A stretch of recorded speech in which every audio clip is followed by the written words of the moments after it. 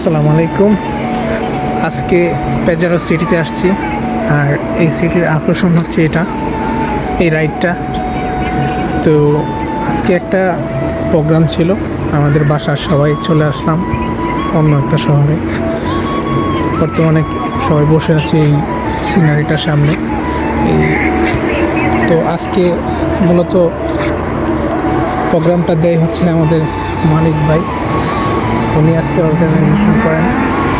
আর রেস্টুরেন্টটা আমাদের এখান থেকে এই দৃশ্যটা খুবই সুন্দর দেখা যেত খাওয়ার টাইমে।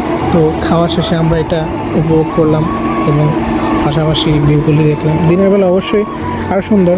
এখানে ইমন ভাই আছে বৈশা ভিডিও বানাইতেছে মনোবাতি না সামনে নিয়ে।